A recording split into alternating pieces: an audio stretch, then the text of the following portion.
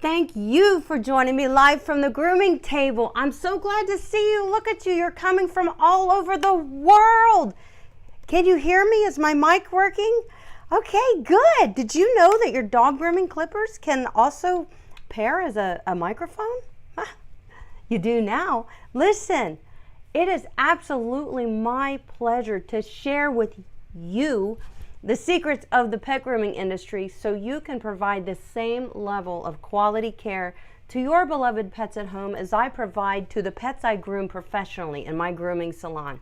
And I'm so glad you're here, having a place that we can come together and you can learn professional advice on things like where to get your tools, where to get your products, your shampoos, your clippers, your shears, what works, what doesn't work, so that you can provide quality care for your pets at home. Or if you're a beginner groomer, having a place like this is essential.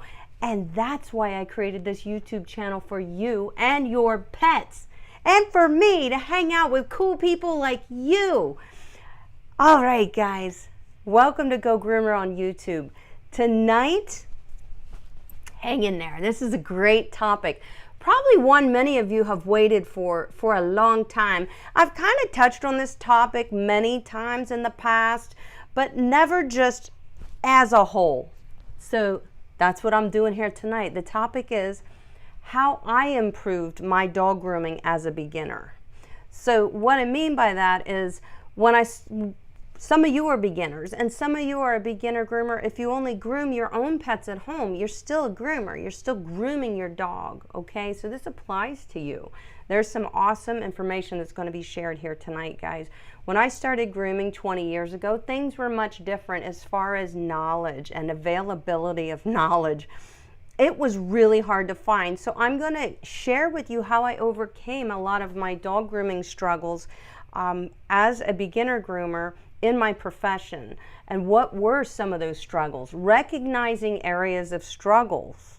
Okay, I did recognize what areas I was struggling with, and what solutions did I find that produced better results. That's what we're seeking when we're struggling.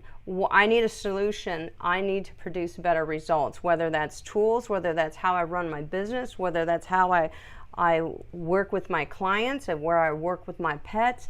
This whole show of grooming dogs professionally has to work, and it is a complete package.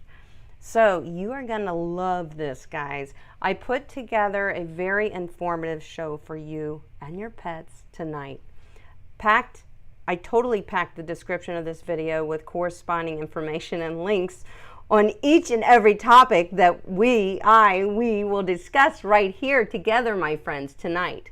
You will notice that the video description is packed. I think I was only allowed like 20 more characters out of 5,000 characters in that description. I packed it full of the information in the order that we're going to go through it tonight, so that you can refer back to it, because although I always encourage you guys to take notes, and that's a good idea, feel free to take notes, but I kind of made notes for you in the description of this video so that you can simply scroll through it. If you click under the video and hit show more, or whatever, you're going to see the full description.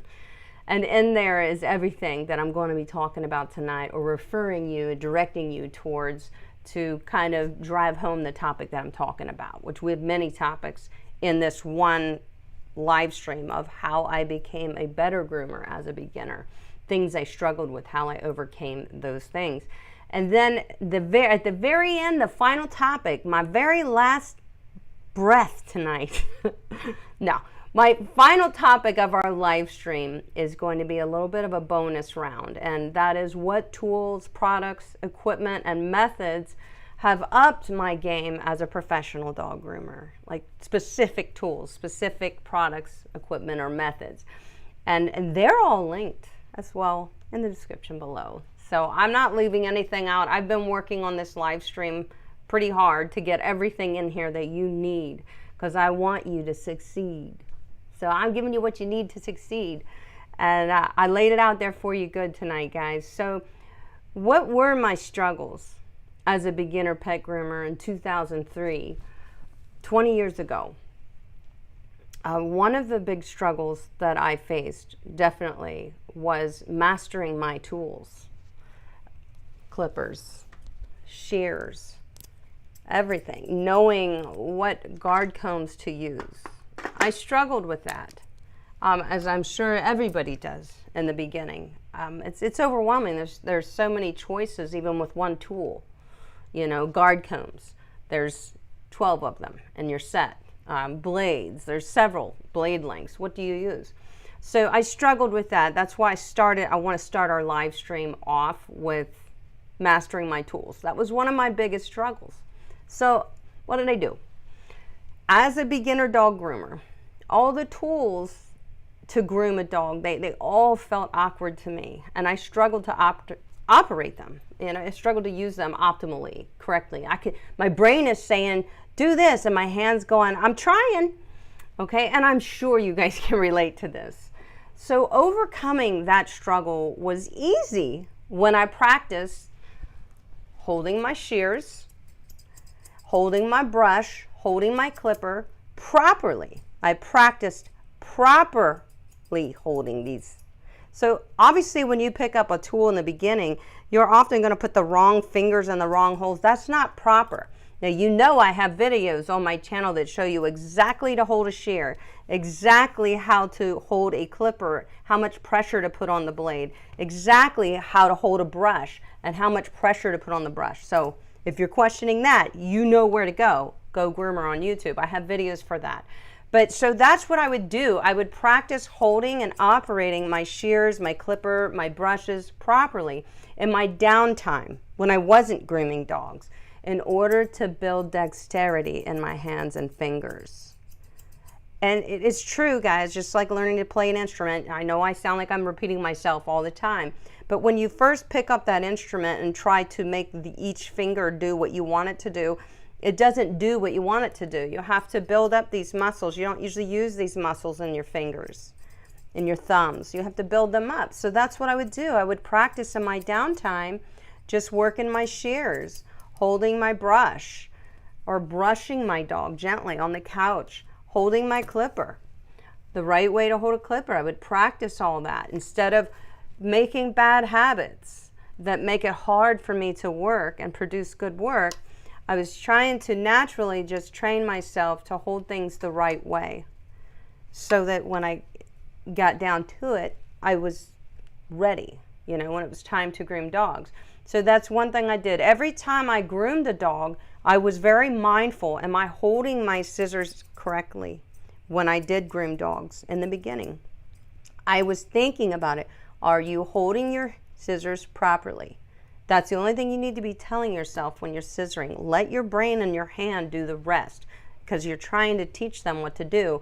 Don't overcomplicate it or psych yourself out.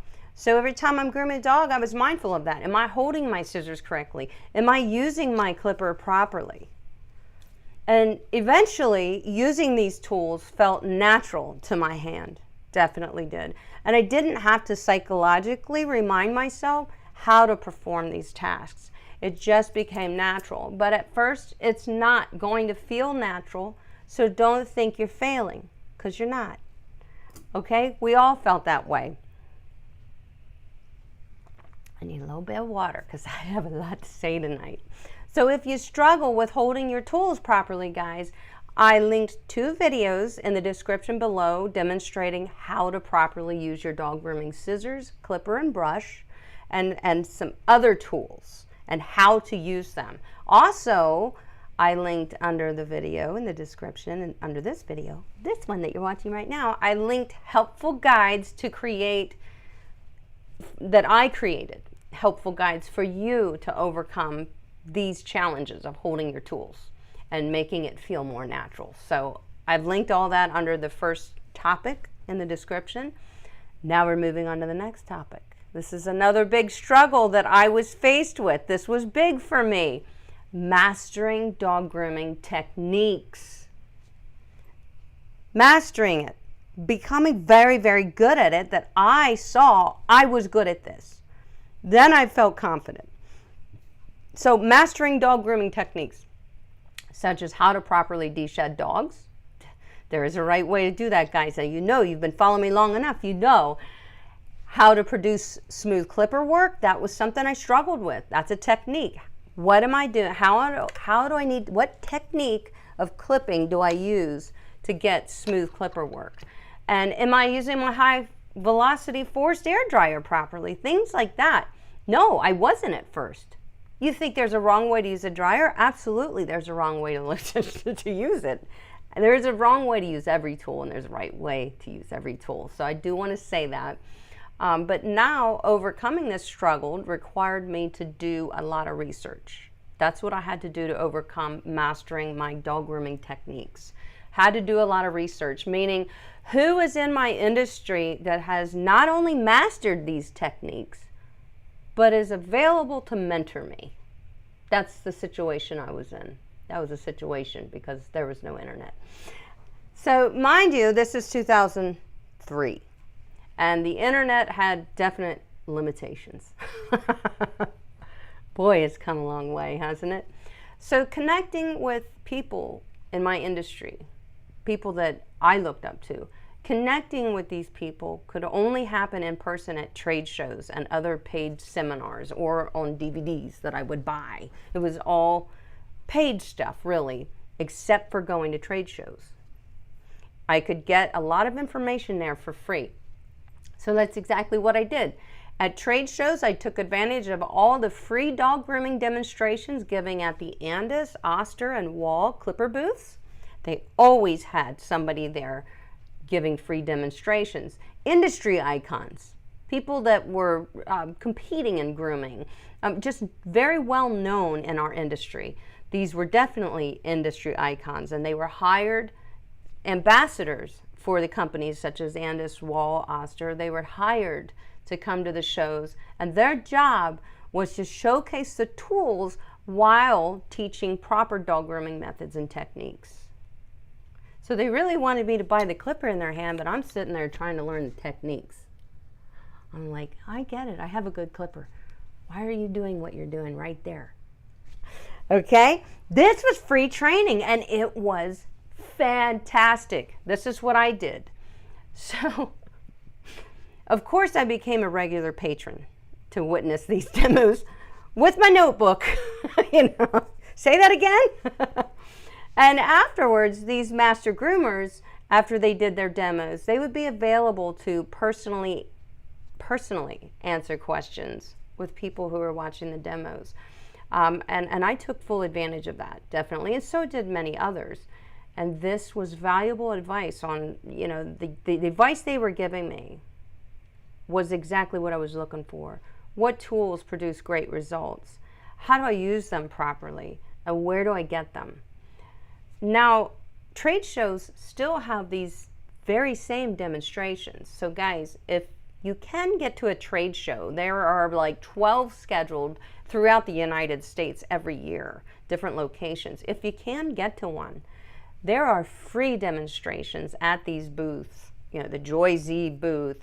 It's so many booths, not just Andis, Wall, and Oster. There's so many demonstrators nowadays. Aside from paying to go in a seminar, this is the free stuff.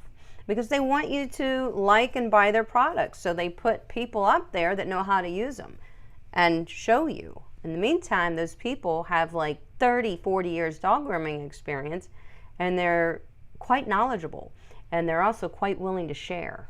So if you have questions, they'll talk to you. That was the best.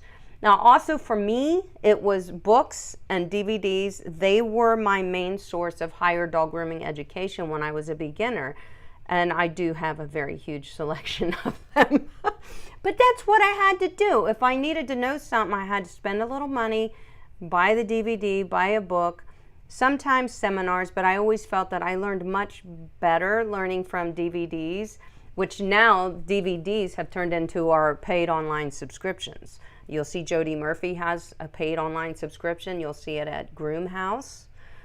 You'll see it, I think Jess Rona has a paid subscription. There's many. So that has taken the place of our DVDs. But the nice thing about these paid subscriptions online is that you you can review them anytime you want. So same with a DVD. I could watch it 100 times, start and stop, rewind, slow motion, because I needed to do that sometimes to learn how are they doing this technique. And that's what I would do. And it was game changing for me. I also found this is fun, and this is something you guys might want to consider. This is talking about how to master your techniques, coat handling techniques, using your tools. I also found dog breed experts to mentor me by attending dog conformation shows. That's right. Building a relationship with many dog breeders gave me key insight to proper coat care and handling techniques on many different coat types and many different dog breeds. But those opportunities didn't just fall into my lap. I had to make myself available to help prepare dogs at dog shows and do whatever was needed by the handler or the owner to assist in the event, the day's event, the show, the big show. You know, sometimes these dogs were showing several times in a day, or they were showing multiple dogs in a day. So there was many dogs to prepare, get them beautiful for the show ring. But by helping maintain the dogs between shows, if you can get in with a breeder, you'll also meet other breeders at shows of other breeds. It is just, whew, I'll tell you what, it is, as a groomer, you'll get as much experience as you need, okay? But by helping maintain the dogs between shows, it gave me a front row seat to watch an expert demonstrate exact and excellent dog grooming talents. Some owners went above and beyond, sharing years of their experience with me, and that made it all worth it for me to shadow them so that I could learn from them. It was worth it. So when you find yourself in need of additional dog grooming knowledge, sometimes it's best to go where the dogs are. Right? Go where the dogs are and find the few people who are willing to help you and that are also looking for help. They could use help. You'll be surprised where it can lead you. It's really, and it's fun. And you build great relationships, great friendships. I linked some awesome resources for you in the description of this video to help you master dog grooming techniques. There's some books, some online subscriptions, videos that I've linked that will transform your struggles when it comes to grooming methods and techniques. I've linked that for you under this topic in the description. So, the next struggle, you ready to move on? The next struggle was one of the hardest ones for me to overcome. So I have a feeling that this is going to hit with a lot of you too. Grooming dogs professionally while meeting schedules and timelines. That was a struggle. How do you know how much time to schedule for a dog? How do you know what condition the dog's going to come in? This was hard. It was a huge struggle for me as a beginner dog groomer. How much time do you need to schedule depending on the dog breed, and what is the work, whatever work needs to be performed on that dog, how do you know how much time to schedule? How to simply stay on schedule throughout the grooming day without getting behind and making clients wait, that's hard, that's a struggle. How do you do this? How do you stay on schedule without getting behind? Taking too much time to groom one dog, it's going to delay the whole remaining dogs that sit waiting on your schedule for the day that are coming in. It's going to delay everything. So here's what I did to keep that from happening. Grooming a dog in minimal time while producing outstanding results simply cannot happen without a framework of procedures that are proven to work. That's what I learned, and that's what I had to create in my grooming salon. Now, as we go through this a little, I'll tell you where I got a little help with that. You have to go find the resources, and I did. But here's what's cool for you right here, right now. Many of you have my 11 steps to groom any dog, right? Probably every one of you. I know because I see how many people have downloaded it. My website tracks that. Thousands of people downloaded my 11 steps to groom any dog, which is what keeps you on track. But guess what? I put something else together for you. I put together an easy to follow, fail-proof formula guaranteed to set you up, because this is what I used. I created this fail-proof formula to set me up for success with every dog that I groom, and I call it Groom Go Time. I set this up for myself years ago in my salon. I just never had it in writing or in a formulated fashion. It is a complete dog grooming formula. It breaks down the entire grooming process into 3 categories: prep work, clipper work, and scissor finish work. Every groom can be broken into those 3 categories. Now, you may have a groom that doesn't require any clipper work, so you just move on past that. But what I did, creating a dog grooming roadmap and performing the steps of a groom in order every time for every dog that I groom, is key to staying on schedule and not wasting time throughout my grooming day. So that is what I did to be sure that I would stay on track with my grooms, as I adhered to my complete dog grooming formula and roadmap, which incorporated my 11 steps to groom any dog, and with breaking the grooming process into 3 categories. I follow that system religiously. I had for years and still do to this day, as it definitely became my secret successful weapon to dog grooming sessions and maintaining a schedule. That was the secret for me. And guess what? You want to see it? It is linked in the description. It is for sale right now. I believe it's $9.99, $9.99. It is a 7-page PDF.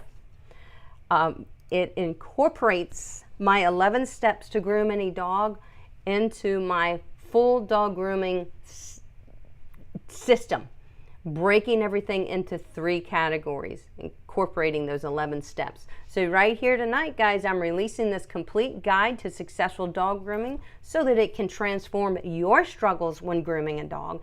And I know it's going to benefit you and the pets that you groom tremendously. And I've been working on this for about a year, just so you know.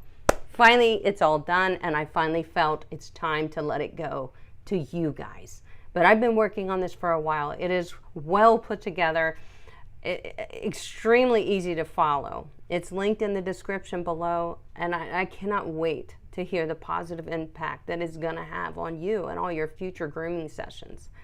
I also have linked a couple of other helpful videos on this topic that you can watch that are going to help you stay on track and save time when you're grooming dogs.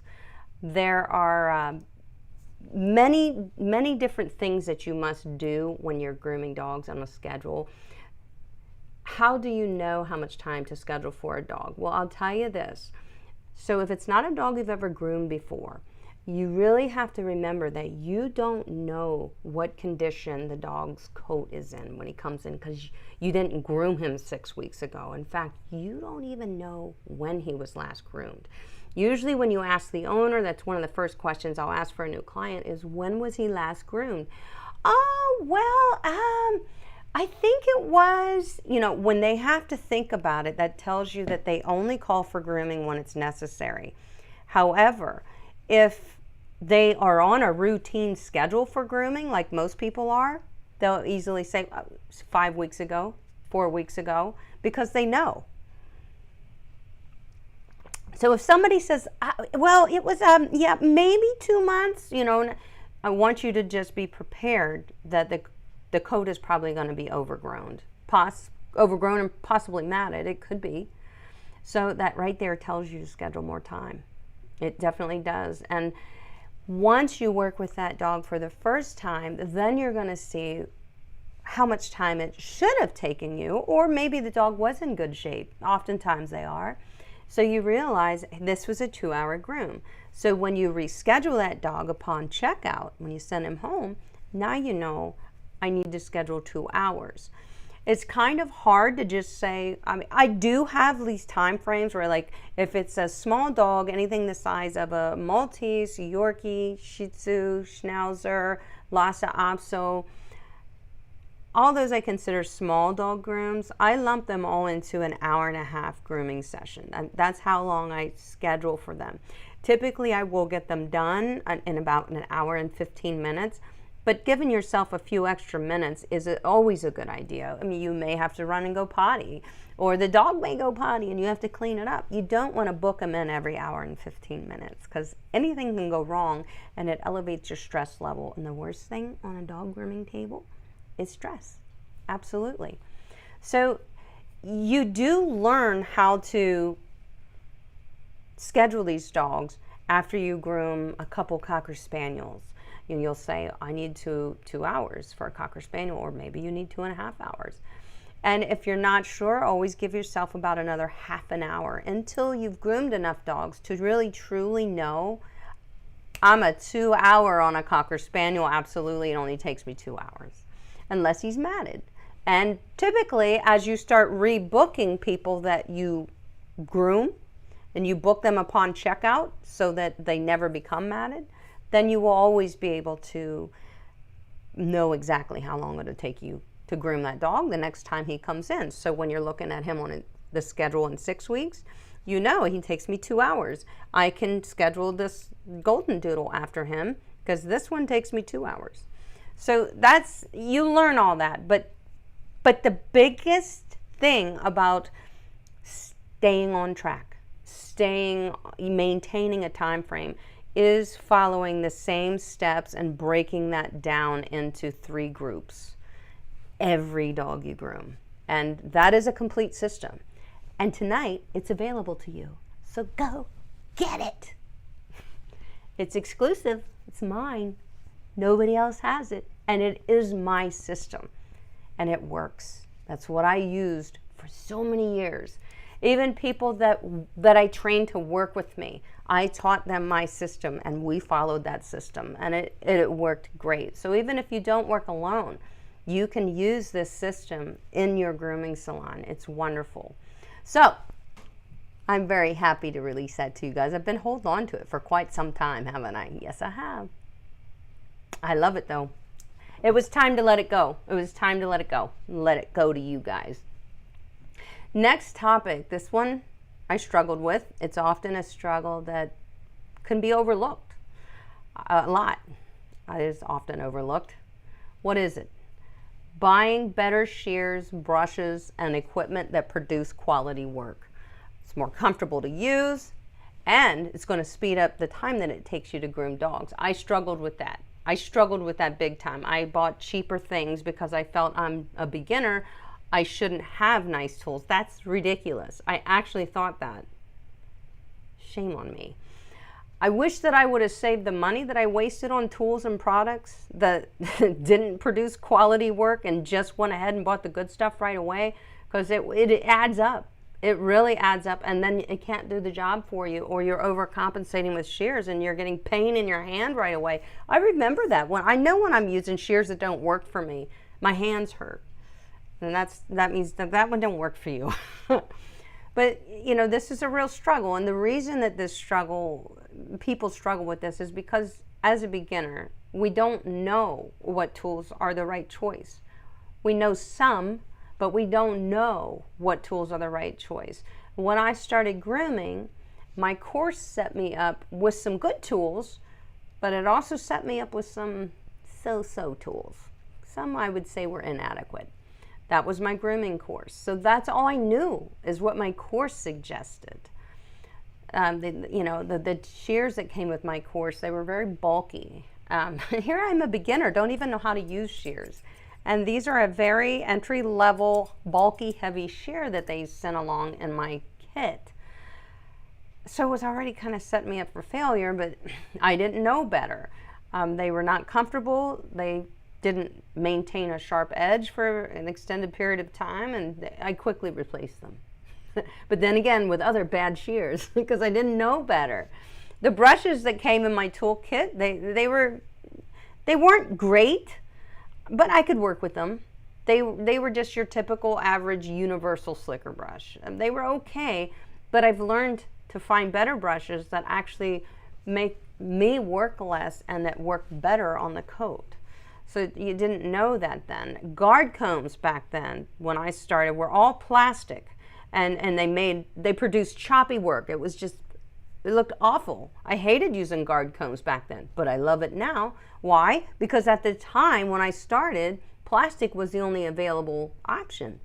We didn't have stainless steel guard combs. They didn't exist, but they do now. And that's why I love them now. That's why I love doing work with guard combs. Those metal stainless steel guard combs, these guys, the wall, that was a game changer. Absolute game changer. So how did I learn what tools to use and what tools weren't even worth the money? I went to trade shows. We talked about this. I went to trade shows and I watched what the demonstrators used. And if I noticed that they were getting better results than I did with the dogs that I groom, I asked questions and they directed me towards better products, tools, and equipment.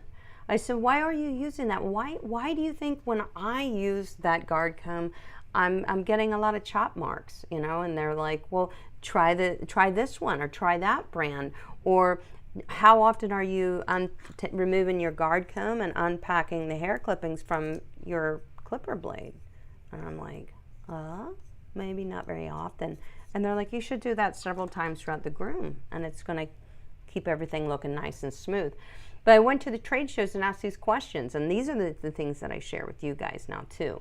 So just the way that you guys come here and join me live from the grooming table to get the real scoop on tools, products, methods, and instructions, I went to trade shows. That's where I could get that information. That's why I would be so excited to go. I went to 1 or 2 a year, sometimes 3, but not often. I would be so excited for months to go to that trade show because that was my chance to get answers to all these questions that I was having as a young professional beginner groomer. I didn't have the option of finding an online mentor, somebody that I could trust online. There wasn't any YouTube, it didn't exist, and other than paying for further dog grooming education, there was one other thing that I really turned to that helped me a lot and is still available for free on the market these days, and that's Groomer to Groomer magazine. And it played a major role in guiding me as a groomer. Groomer to Groomer magazine is a free monthly subscription by Barkley Productions. It's in print, and it's also now available online. Now everything's available online, but you can get it sent to your door. Personally, I enjoy turning the pages and looking at the pictures and reading the articles, and taking it and sitting outside on a nice warm day and reading it versus reading it on my phone. But you can view it online if you want. It's free. I would read Groomer to Groomer magazine cover to cover every month, highlighting tips, tricks, and tools that were being recommended in the articles and in the advertisements in that magazine. So that was like my little notebook, my little monthly notebook. And then I would consider adding those items to my dog grooming wish list for future purchases when I needed to buy new brushes or buy a different shampoo or new shampoo, restock on ear cleaner. Maybe I found a better solution in Groomer magazine that I might want to try because I read an article about it in there. You know? So I linked Groomer to Groomer magazine in the description below if you're interested in receiving it. It's free, guys. So if you're interested in getting on the subscription list, I really do highly recommend it. It's good. There's some great articles in it. There's a lot of products and tools. Anything up and coming new in the industry is in there. There's grooming guides. Sometimes there will be grooming guides in there. You never know what's going to be in the monthly subscription. But back then, I felt like a kid at Christmas every month when it was time for my Groomer to Groomer magazine to arrive. It was literally the only free thing we really had at the time, and it was great. So it's linked below for you guys if you want to subscribe to Groomer. It's wonderful. So on to the next topic. For years I struggled with this one. Learning how much to charge for my services. As a beginner pet groomer, I knew my skills were novice level. I was sure of that. I was new. And I thought that it would be an injustice to my new clients if I charged the same rate as my local competitors. But the truth is, my tools, my products, my equipment costs, they were the same costs as the tools and the products and equipment my competitors were using. So we were spending the same money to run our business, right? My salon rent and operating expenses cost me the same as my local competitor. There were startup costs and training costs that I paid in order to bring my dog grooming services to my community. The only thing that set me apart from the groomer down the street was experience. Yes, that intimidated me, but it was a me problem. Definitely was a me problem.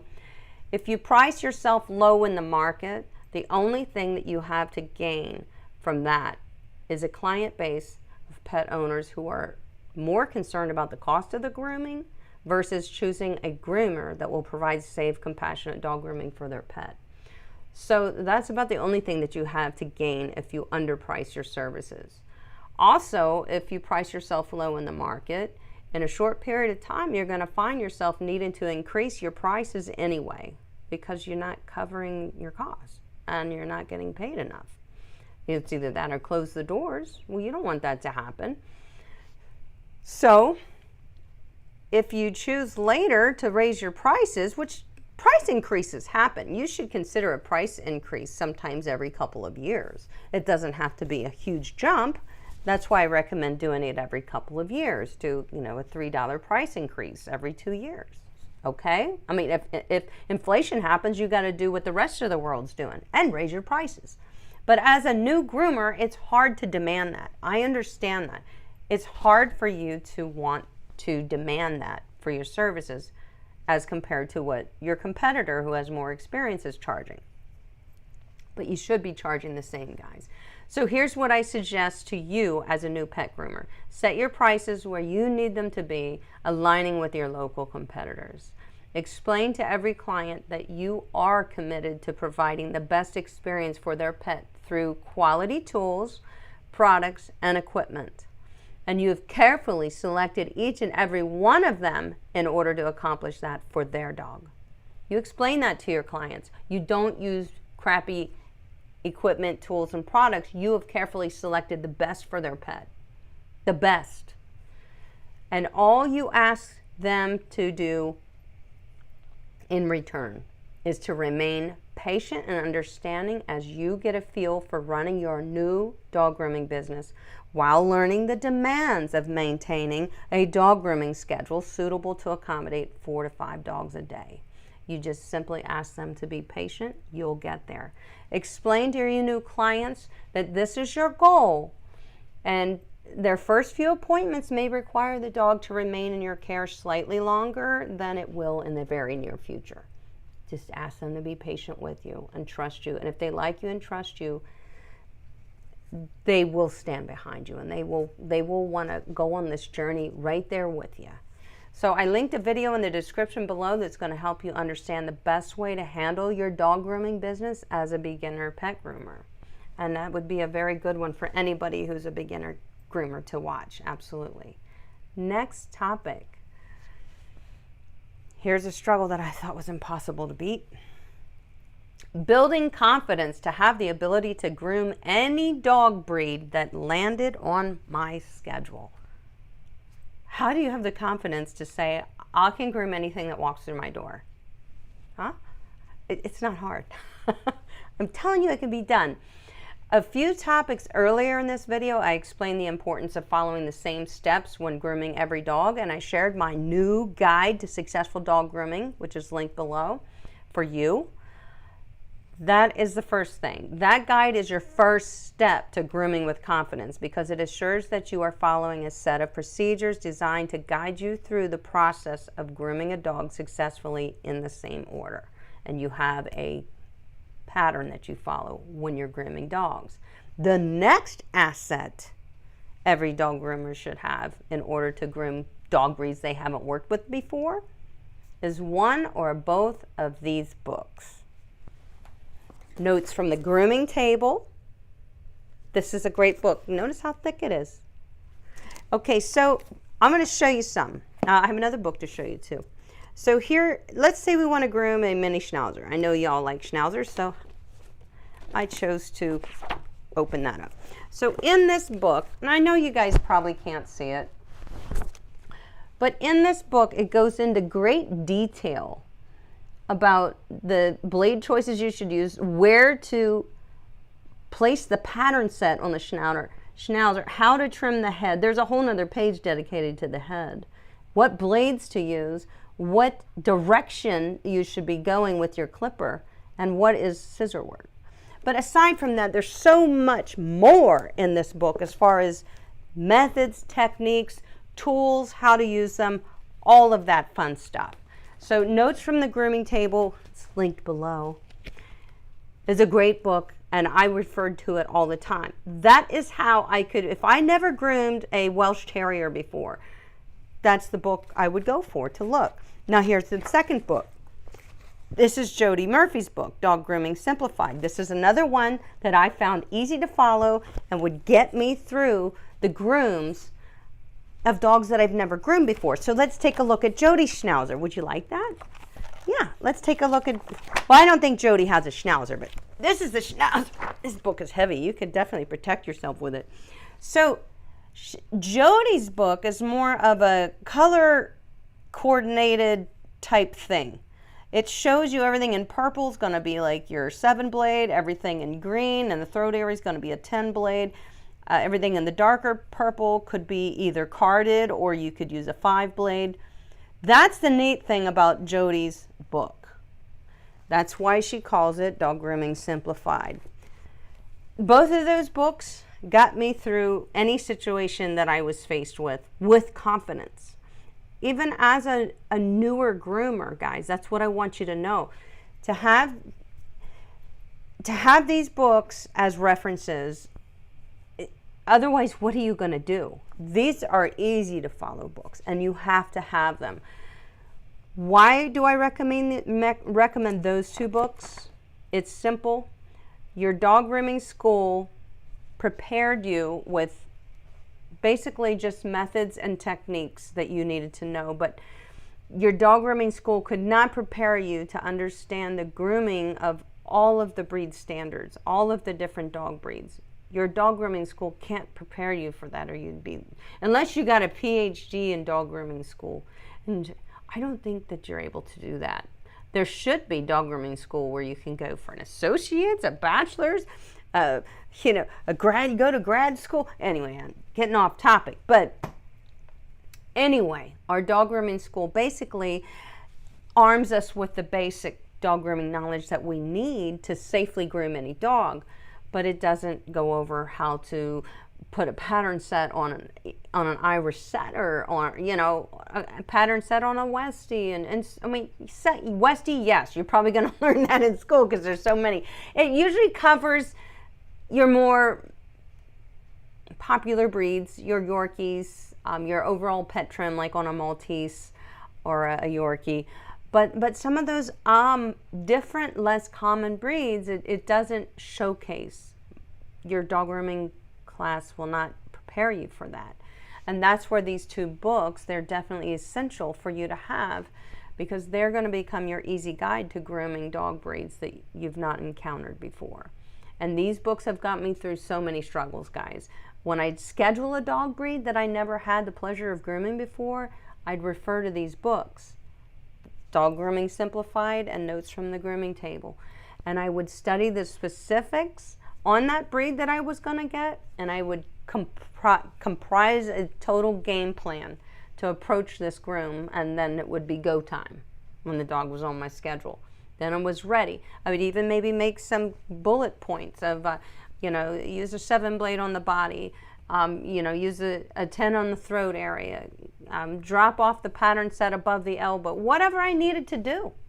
I would come up with a game plan, and then from these books, and then when it was go time, I would try it. And it usually came out just fine, but sometimes I would critique my work and say, I know what I want to do differently next time, what I would have done differently, and just always learn from all of your grooms, guys. Every groom that you do, kind of be your worst critic. Pick it apart and say, oh, you could have done better on the beard or the eyebrows or whatever it is, so that you can try to do better the next time and just outdo yourself. But challenge yourself is a good thing too.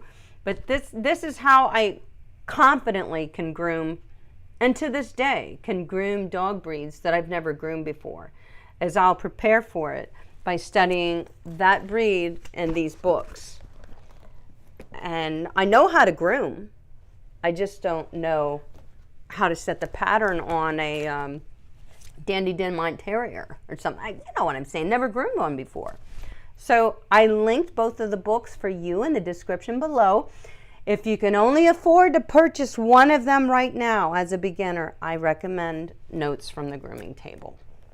I feel like it's just a little easier to understand if you're a novice, if you're a beginner. And it also has some really good information about tools, methods, techniques in the beginning of the book. It's a fantastic book. Everybody should have it if you're grooming dogs professionally.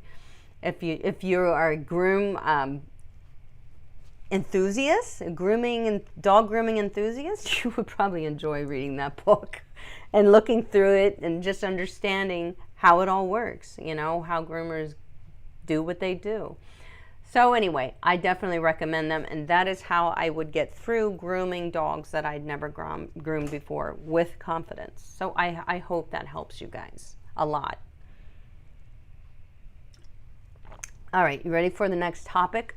This was a struggle, and it's one that I feel that I've mastered, and I should probably teach the subject in seminars. I'm that confident about it, but I used to struggle with it. Structuring a dog grooming business model that will build a client base of serious, solid clients who value my services. This was a struggle. How do I build a dog grooming business model that will build a client base of serious, solid clients who value my services? Well, first of all, you have to be a very kind, compassionate groomer, because that's the first thing your clients are going to see. And secondly, you have to really strive to produce beautiful work. You may not produce it out of the gate when you're a beginner groomer, but you will improve with every groom that you do and get better and better. It'll never stop. You'll never stop improving. I'm still improving, and I'm still pushing myself to improve. I mean, you may say, oh my gosh, Amy looks like she's a perfect groomer. I'm not perfect. My work is not perfect. I could stand here and show you mistakes. That would be a good video. But you may not see them, but I do, because I'm my own worst critic, and I think you should be yours too. So how did I structure a dog grooming business model that built me a client base of serious, solid clients who valued my services? Earlier in this video, I shared my advice on how much to charge as a beginner pet groomer. Remember?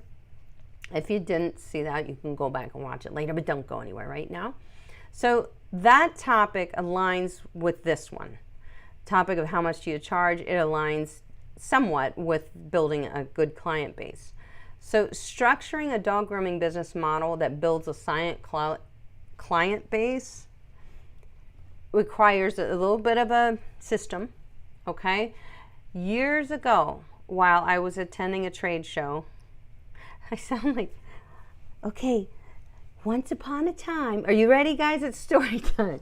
Once upon a time, when I was attending a trade show, I feel like I'm telling a story. All right, let me get back to seriousness now. Okay, when I was attending a trade show years ago, I came across a book that caught my attention. I thought, wow. I mean, the cover wasn't even that pretty. I'll show you the book in a second. But the title struck me like a chord.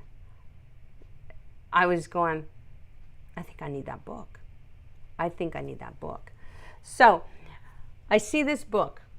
It caught my attention. The title of the book. The cover is ugly. It wasn't the picture, it was the title. I bought that book. I read it cover to cover, and it changed my whole business as soon as I implemented that business model into my dog grooming business. That book is called From Problems to Profits. Don't worry, it's linked below, but it's not in print anymore. I don't believe it is still in print. So I actually have something that people can't even get anymore. That book is amazing. I don't think it's still in print, But I found some used copies online, guys, and trust me, if the information there, it's worth it. I found some used copies online, and I've linked that in the description below. But here's some even better news. I did some more digging on this book because I want you all to have it if you're starting a business or running, even if you're running a dog grooming business, you need to have that book. It's amazing.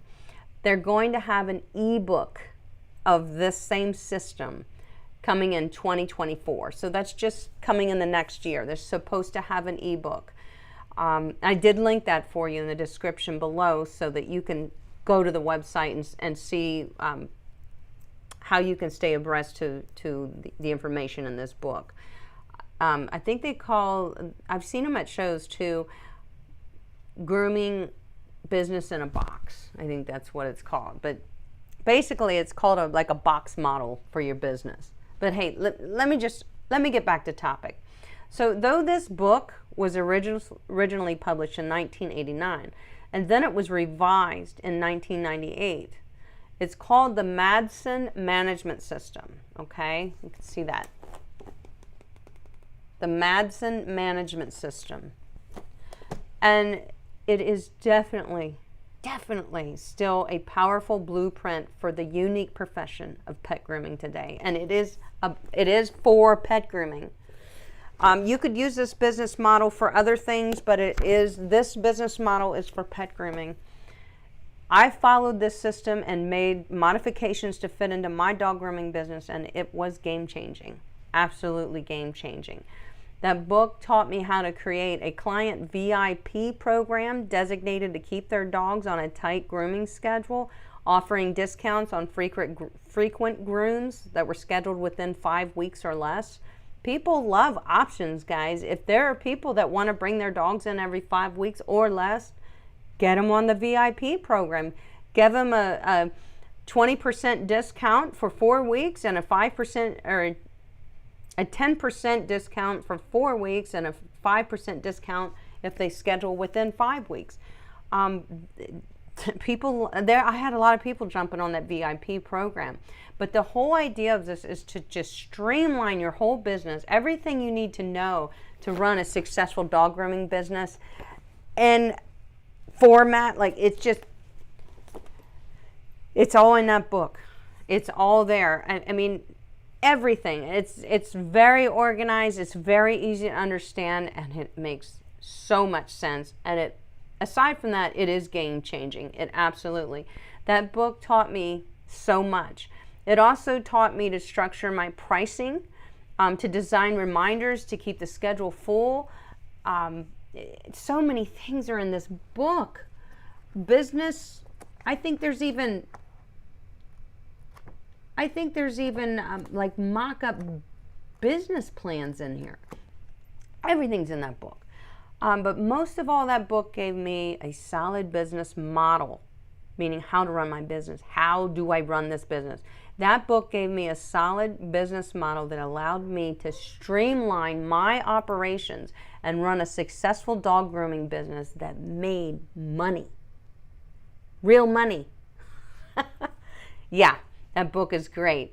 I linked the book in the video description, and I also linked a video that I made on running a successful dog grooming business if you would like to watch that later. But those things were my go-tos, guys. That's how I got through these things. Fortunately, we have an awesome community here that helps people, whether you're in our private Facebook group. If you're not, that's the Go Groomer private Facebook group. You can ask to join. If you don't answer the questions, you won't be allowed in, because then we just assume you're a robot. So we don't let robots in the group. But we love to be helpful there. So like if you're still struggling with other things, join that group. It is full of a lot of pet groomers and a lot of home groomers. They're all helping each other, and it's a very uplifting group. So there's that. It's our YouTube community, always helping each other in comments, emails, everything. Our live streams, the questions you guys ask, it all helps. And I see there are a few questions. I'm going to try to jump into them. But the last thing that I want to share with you tonight, before I jump into your questions, is what tools, products, and equipment or methods have changed my game as a professional dog groomer. Well, one was the stainless steel guard combs that Wall brought out, and they were amazing. That was game-changing. Throw away all my plastic combs that just smash down the coat. These guys actually go through the coat and leave it looking beautiful. So this was one game changer. I linked all these things for you guys in the description below, so you don't have to try to remember. Another game changer was buying better shears. That changed everything in my scissor work. Comfort of a good pair of shears, using them properly. This made all the difference in the world, is buying good shears. And now I have quite a collection of good shears, because now I guess it's like earrings, you know, you just feel like those shears are pretty and I really want them. But only if they're made by a reputable shear maker like Kenchi. Kenchi.com is my favorite shear manufacturer. They did make my shears. That's where you can buy them. They're linked in the description below. I have a set of 3 shears made by Kenchi.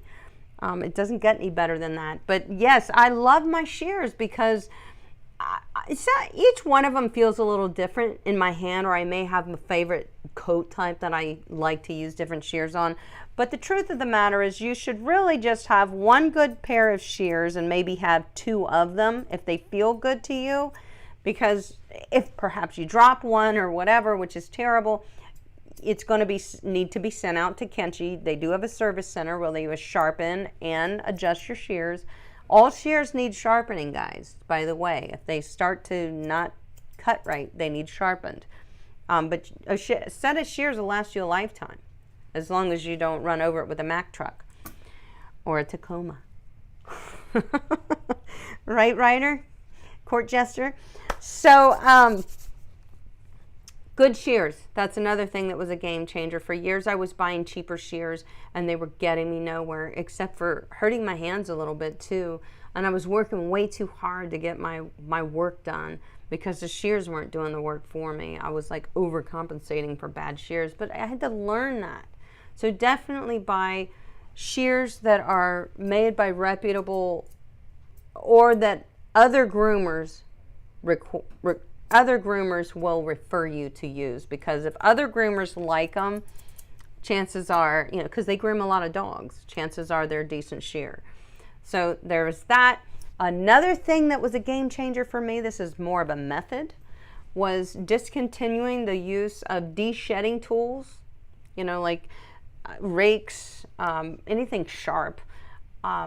Raking out a dry coat on a golden retriever. God, that's the worst thing. I didn't know any of that was so bad, because that's the way I was taught, and that's what everybody in the industry was doing. But we learned better.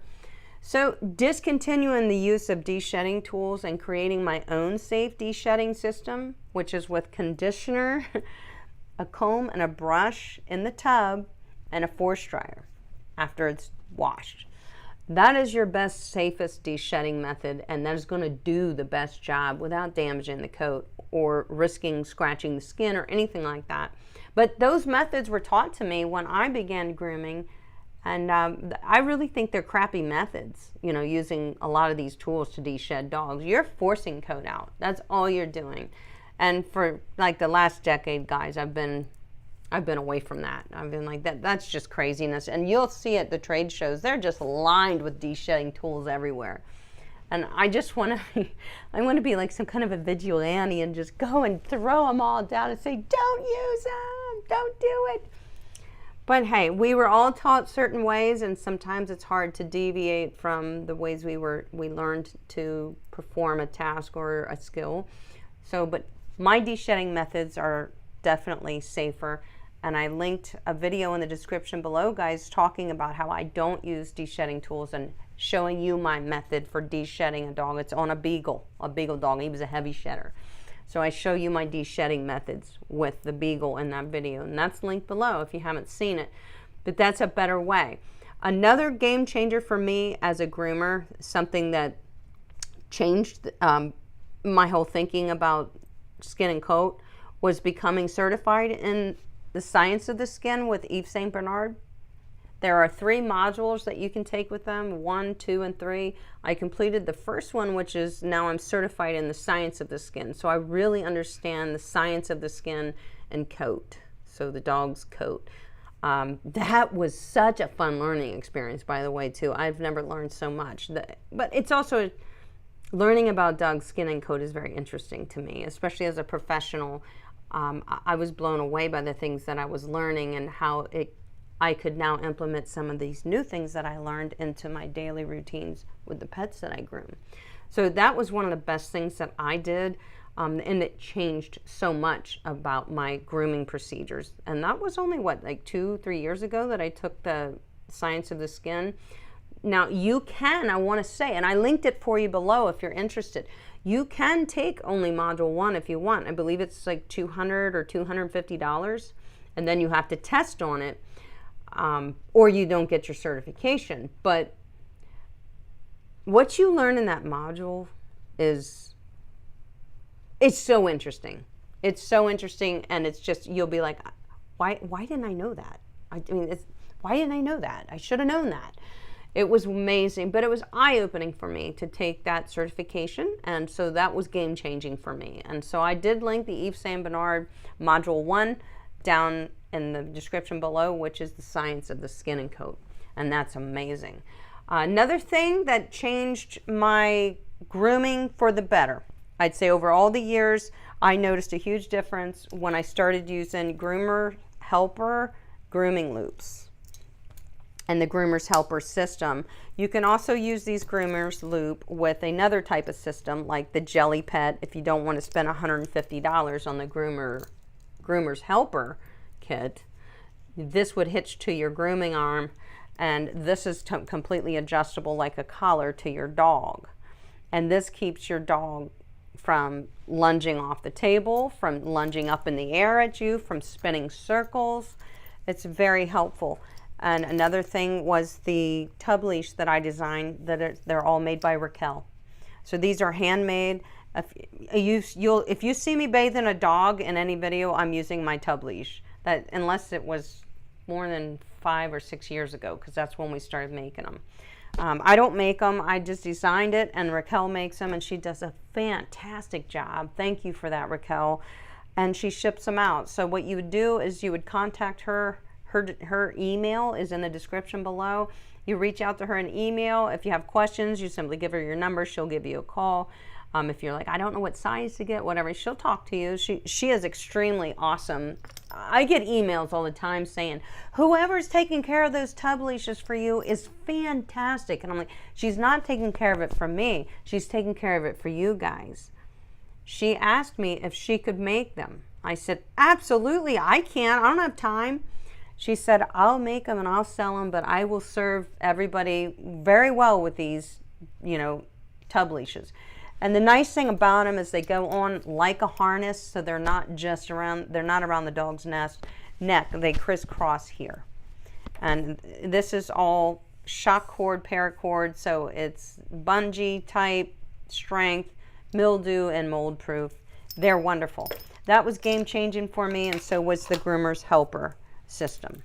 That was game changing. The behavior that I got from dogs that were able to misbehave, and so they did, was game changing when I added the Groomer's Helper or that system into my grooming. So I have linked all those things for you below. Let me run in here quick and see a couple of these questions. I saw a few people that had the line in front of them, so that'll be easy for me to see. I hope you guys enjoyed this one tonight. Leah says, you are educational but comical, Amy. Oh, well, we got to try to keep it fun. Or I remember what it's like to be in class.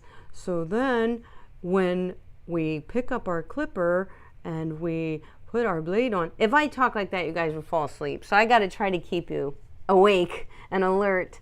Janelle says, how is your brand new house coming? What's going on today? Well, today, Janelle, thanks for asking. Siding is delivered. It's going to be going up probably this week or starting on. I haven't been up there today. It's been really rainy here today. We got new concrete last week. We had to re-pour the front porch because it was really cracked. So we got a better porch. It looks great. And a back porch. Drywall starts this week. They're going to load the house tomorrow. with the drywall, so that'll be a couple weeks, and then it's on to painting. We have mason work, brickwork that's going around the whole back of the foundation of the house. That's going to start soon. So fun things are coming. I will try to keep you guys up to date. Usually I post that on Instagram because they don't have stories on YouTube anymore, so I really can't post that stuff here on YouTube anymore unless I make a video about it, but I'm not going to make a video on my house on a dog grooming channel. It would just be crazy. So try to follow me on Instagram at Go Groomer, guys, if you want to see what's going on with our house build. It's really something. And oh yes, Uncle Sam's niece's birthday is this week, I think. So happy birthday. How about a big salute for Uncle Sam's niece? Uncle Sam's niece and I share the same birthday month. But I want to wish you a happy, happy birthday. You are an awesome gal, and I really enjoy you. So thank you for being here with us. Jeffrey Underwood says, best shear length for just under a 5-pound Maltese. Well, Jeffrey, it really depends on how big your hand is, what feels good to you. But a very tiny little Maltese like that, I'd say I would go for a 7-inch shear, honestly. Because you do want to have a little bit of length to it, or you're going to be overworking your shear. So I would say no smaller than a 7-inch, Jeffrey. And I think you'll feel that that's adequate. I groom most all dogs with my 8-inch shear. Jeffrey has another question. I'm going to start grooming my Maltese, the Kenchi Flash or the Piranha Clippers, and level 1 Kenchi shears, Love or Scorpion. Any thoughts on those? Love or Scorpion. The Love series is much like my Sapphire shears, which are also sold at Kenchi. But my Sapphire shears are just a little bit more serrated, I think. I think that's the word. I think they are. There's some slight differences between the Love and Sapphire. The Scorpion, either one of those three, you can't go wrong. I tell you, if you want a very comfortable lightweight shear for a 5-pound Maltese, why don't you look into the Kenchi 5-star line. It's slightly more than the Love, maybe $40, $50, but it's very lightweight and comfortable. I think you might like it. Leah says, like the Groomer to Groomer for products updates. Thank you. Yes, honey, yes. Go. If you haven't subscribed to them, all of you, subscribe to the Groomer to Groomer magazine. Have it mailed to you. It's wonderful. Like I said, I felt like a kid on Christmas. I still get it in print. I still get it, and I still love it when it gets here. It's great. Janelle says, will we get to see the Gusses and their new collars? Oh, didn't I show you guys? Do I have a... yes. Oh, I showed it on Instagram. They look so cute. I don't think I have... Yeah. You know what? I'll make a post on the community tab on my YouTube channel, Janelle, okay? I think I have a... I do have a picture of them, don't I? Or did I... Yeah, I'm pretty sure I took a picture. Anyway, I'll try to get that up on the community tab for you. They're adorable. They're twin. They're totally twinning. 199 says, Amy, you inspire me to become a dog groomer myself. Your videos are amazing. I'm currently attending grooming school. Good for you. I am so proud of you. What a big step, too. Do you have any tips? Do you have any tips with remembering breed patterns? I'm struggling. Yes, like I said, you must have this book. You must have it and study it. Study it at night in your downtime, and you will learn exactly where those pattern sets should go. If you study your typical, your Schnauzer, your Westie, your Cocker Spaniel pattern set, if you study that, you'll learn it.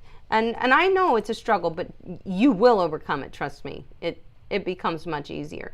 And sometimes all I got to do is refresh my memory. If it's a breed I haven't groomed in a while, that I used to groom a lot, but haven't groomed, like say a Scottie. I used to groom a lot of Scotties, and I haven't groomed a Scottie in probably about 6 years. There aren't any around here, which is so sad. They're a great breed. So I would have to refresh. I would have to refresh again on that pattern set for the Scottie. I want to make sure I don't make it too low and make sure I don't make it too high. So I would refer to my notes from the Grooming Table book or the Jody Murphy book, which is Dog Grooming Simplified. Those are great, great books. And I still refer to them, guys. And sometimes I just look through them in my free time because I enjoy dog grooming. So I understand the lingo, and it's just fascinating to me. All right, Sue says, trying to send verification code for the 7-page PDF keeps failing. A verification code. Sue, when you purchase that, when you purchase my 7-page PDF, which is my dog grooming system, you have to create a login to my website so that I can track that you indeed did purchase the product. If you're having trouble downloading it, then you can reach out to me in the message center on my website and say, I can't download it. And sometimes people don't understand where their PDFs go on their computer. Like they'll click download and then they'll be like, I didn't get the file, but they don't know where to go look for it on their computer. That's the problem. So I don't know, Sue. It says trying to use the sent verification code for the I don't understand that at all. You should be able to purchase it and it should automatically download. So if anybody else is having any problems, please email me or reach out to me on the website of the product. But I know that a couple people did download it today. I put it up there and I guess they just found it in search on the website. And a couple people downloaded it and nobody there had any problems. So I'm not sure, honey. So I'm not sure what the problem is. It could be the device you're using it on. Try to do it on your desktop. See what happens. Leah says, great idea for the VIP program. Yes, I think so too. And it's a good way to reward somebody for liking to keep their dog in good condition every 4 to 5 weeks. So I usually wouldn't offer any discounts on anything other than 5 weeks or less. 6 weeks is a typical grooming schedule that you're going to be taking off, a good bit of coat in 6 weeks. So there's no reason to discount that. But 5 weeks, yes. And I think everybody should offer a VIP program because it makes the clients feel special that you at least offer that, that they have a choice. So I prefer 4 weeks for standard poodles. I do too, Leah, because boy, their coat grows so fast. Best for nails. How often do I do my dog's maintaining too? For a dog's nails, typically, oh no, that was my members. I was gonna say I just did a video on that, but no, that was for my channel members on YouTube. I recommend trimming dog nails about every 6 weeks. I think that is a good time frame, honestly. Most dogs are not going to need their nails trimmed much prior to that. Some little bitty dogs that don't wear them down may, but even if you maintained a 6-week schedule for nail trims, that's perfectly fine. Jeffrey says, game changer with my Persian cat to brush the conditioner in before rinsing and de-shedding it that way. Isn't it great, Jeffrey? And yes, cats de-shed so easily with the conditioner in and combing it through. All that dead coat just comes right out. It's almost just, it's like too easy, right? It's too easy. Kathleen says, Amy, will you still live in Pennsylvania? Yes, I do live in Pennsylvania, and I will still live in Pennsylvania. We're not moving far from where we are now. So still close to where we are. Leah says, I paid particular attention to how I held my tools this week. Good for you. Game changer. Thank you so much. Looking to buy sapphire shears as soon as possible. I do like my shears, but time to move up. Yep, sometimes you say, I'm ready for the next one. Like I want to try something else. And unfortunately, I have wasted a lot of money on shears over the years, guys, because I didn't know how they were supposed to feel in my hand.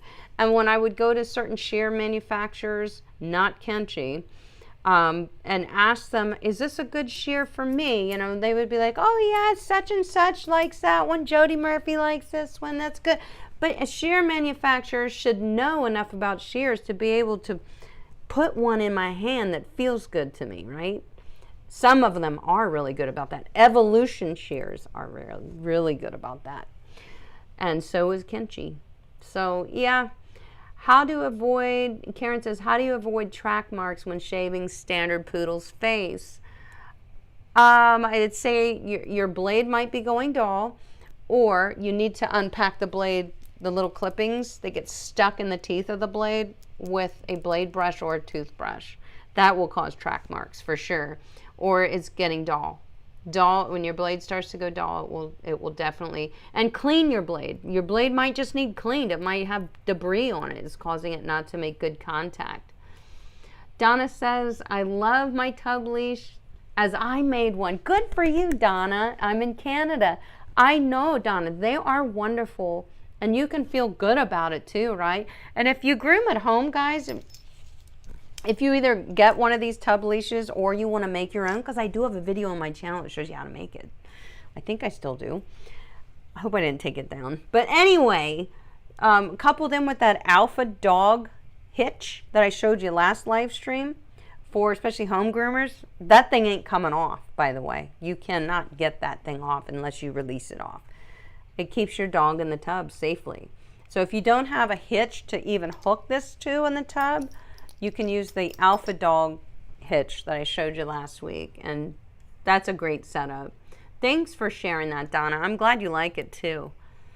I'm going to just take a scroll through here. It's a peek. Janelle says, I love Amy's shears. That's all I use now. Thank you so much. Gab Peach says, I use the wall figure clippers with stainless steel combs, game changer. Yeah, these stainless steel combs were game changer for me too. Absolutely love them. When they came on the market, I could see the value in them just when I saw them. And then I saw, I think, Julie Wilkins using them in a competition. As soon as they made it to the show that year, she was competing with them. And I was like, that looks like it's just going through like butter. I went and bought the set right away, right at the show. I was like, that's amazing. So guys, what is our topic for 2 weeks from now? And when are we getting together again? Well, let me just share that with you. Don't forget, I got a full breakdown in the description below of everything that I went over tonight, including links and book links and video links, you name it. I can't even find where I'm at in my notes. I know where I am. Our next live from the grooming table, it's because I'm trying to use my finger to move my mouse. Okay, our next live from the grooming table is scheduled for Monday, October 9th. October 9 at 5:30 p.m. Eastern Standard Time. And the topic is when to pre-clip or shave a dog and when not to. Boom! You guys have been waiting for that topic.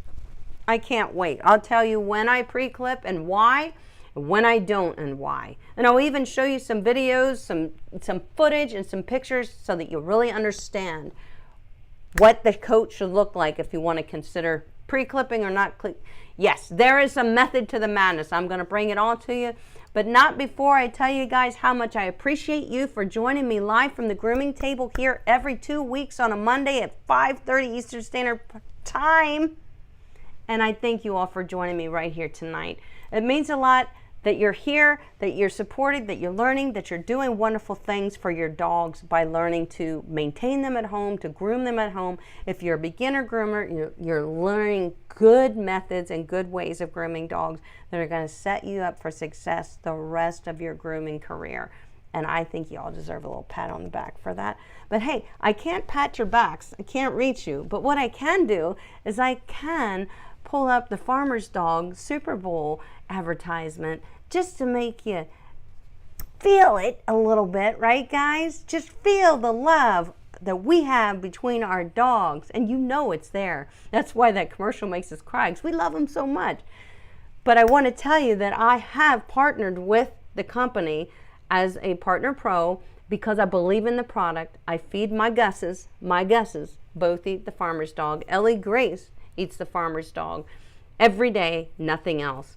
And we are seeing great results, but the point is it is fresh food for our dogs. It's what they are designed to eat. There is no filler. There is no, it's not loaded with preservatives that your body, the dog's body, doesn't know what to do with. It's very important that we feed our animals what they're designed to digest and what gives them what they need to be healthy and thrive in life.